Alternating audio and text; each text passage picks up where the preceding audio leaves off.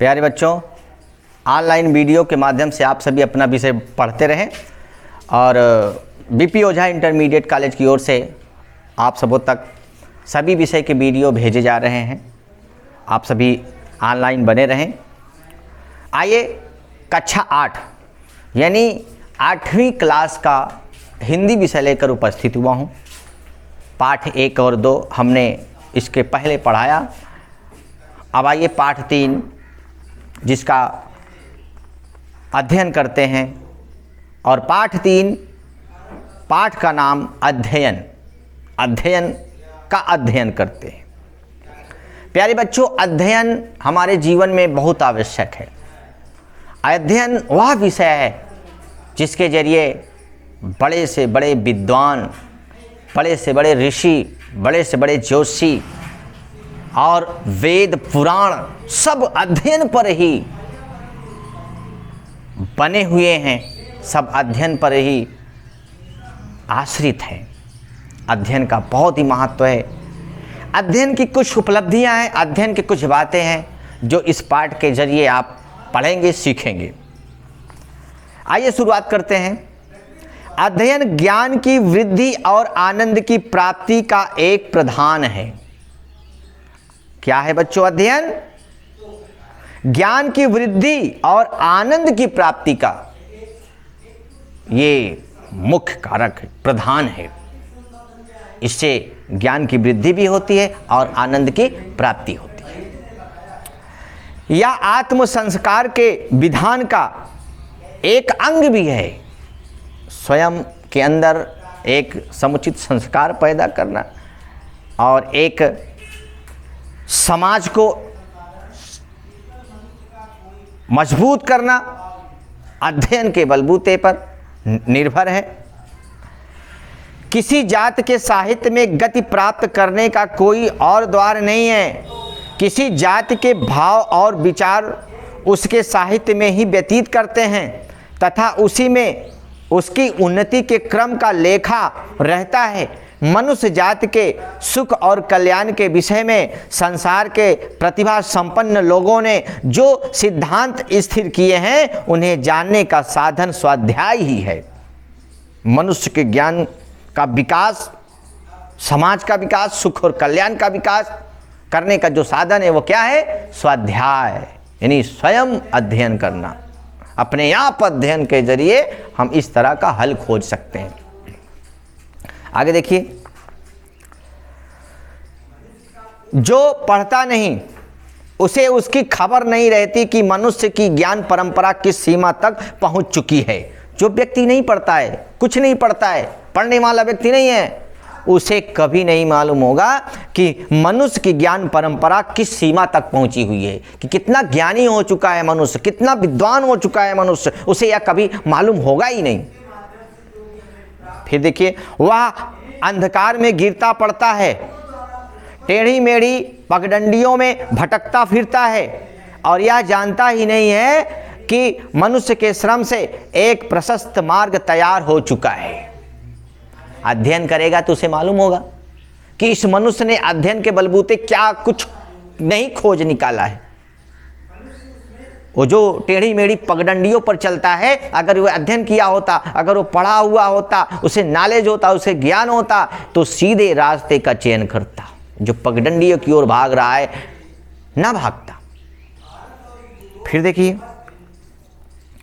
अध्ययन से हम दैनिक जीवन में शिक्षा और प्रेरणा ग्रहण करते हैं। अपने रोजमर्रा के जीवन में, दैनिक जीवन में शिक्षा और प्रेरणा दोनों ग्रहण करते हैं।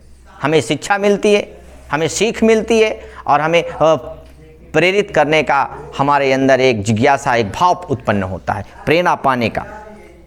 फिर देखिए, अध्ययन से ही भूतकाल की घटनाएं हमारे अंतःकरण में प्रत्यक्ष होती हैं। जो पहले घटनाएं हो चुकी हैं, ऐतिहासिक घटनाएं हो चुकी हैं, वो हमारे दिलो दिमाग पर आ जाती हैं। वो सारी बातों का जिक्र हम करते हैं तो हमारे आंखों के सामने वो सारी बातें गूंजती हैं। फिर देखिए, और उन्हें बड़े बड़े राज्यों की उत्पत्ति एवं उनके उत्थान और पतन का पता चलता है। अध्ययन से क्या नहीं पता चलता? बड़े बड़े राज्यों की उत्पत्ति कब हुई थी, बड़े बड़े राज्यों का पतन कब हुआ था, ये हमें अध्ययन से पता चलता है। फिर देखिए, अध्ययन से हमें यह भी विदित होता है, यानी मालूम होता है कि किस प्रकार मनुष्य की सभ्यता का प्रवाह कभी रुकता और कभी पीछे हटता, किंतु अनिवार्य वेग के साथ बहता हुआ आगे ही बढ़ता गया है और अनेक विघ्न बाधाओं को पार कर तथा भयानक कष्टों और आपत्तियों को झेलकर मनुष्य क्रमशः उन्नति करता रहता है। इस मानव जाति के ऊपर तमाम समस्याएं आती रही हैं।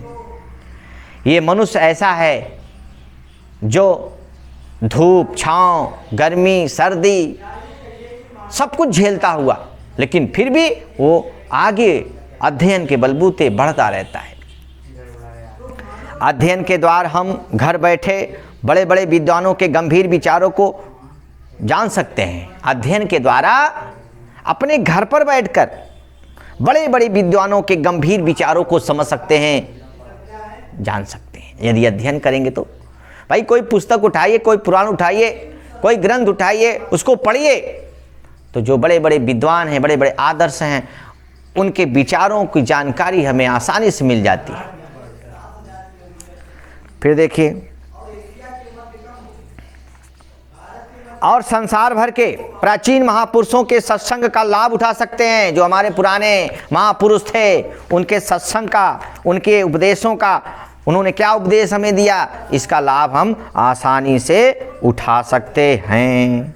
अध्ययन हमें अतुल ज्ञान भंडार से परिचित कराता है, जिसकी कोई तुलना नहीं की जा सकती। वो ज्ञान का भंडार हमको देता है, उससे हम परिचित हो जाते हैं, तो हमारा मनोबल बहुत ही निखर उठता है। फिर देखिए, भवभूति और कालिदास अपने काव्य के द्वारा हमारे सामने उपस्थित रहते हैं। किसके द्वारा? अपने काव्य के द्वारा। भवभूति और कालिदास जैसे महाकाव्य की रचना करने वाले, तमाम काव्य की रचना करने वाले, निर्माण करने वाले, जब उनका काव्य पढ़ते हैं तो उनका चेहरा, उनका आचार, उनका विचार हमारे आंखों के सामने गूंजने लगता है, दिखने लगता है। फिर देखिए, जब हमारा जी चाहे तब जैसी की कहानी सुने, जब मन में आए सूरदास के प्रेम और चतुराई से भरे पद पढ़कर रसमग्न हो जाए। अध्ययन व मार्ग है, जब हमारा विचार चाहे तो हम सूरदास की पंक्तियां पढ़ सकते हैं, उनकी पंक्तियों को पढ़कर बिल्कुल रसमग्न हो जाएंगे, रस से भर जाएंगे।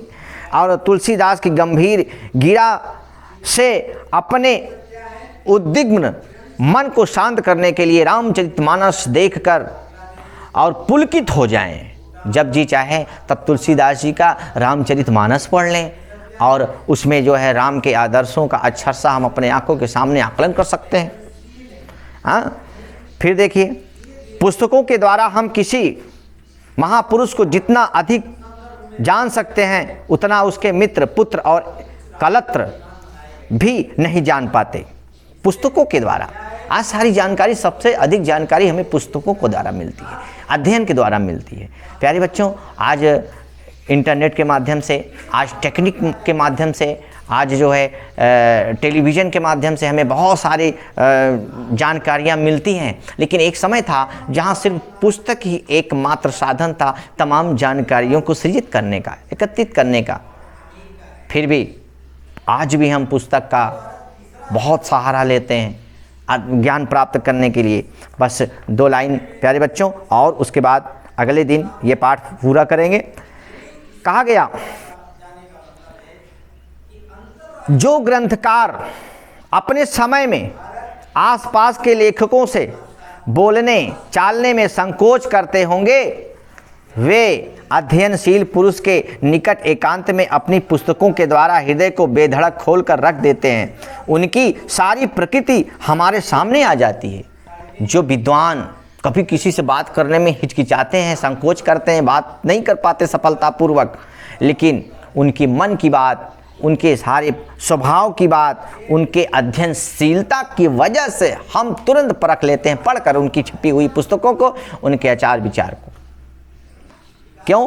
क्योंकि उन्होंने अपने विचार को, अपने भाव को अपनी रचना में अंकित कर दिया है। सारी प्रकृति हमारे सामने आ जाती है, उनकी जो सारी प्रकृति है, सारा स्वभाव है, वो हमारे सामने अध्ययन के बलबूते आ जाता है। प्यारे बच्चों, बस इतना ही। अगले पैराग्राफ में आपको अध्ययन से संबंधित और भी बातें बताई जाएंगी पाठ को पढ़ते हुए, और आप सभी मन लगा के पढ़ेंगे। आज बस इतना ही। धन्यवाद।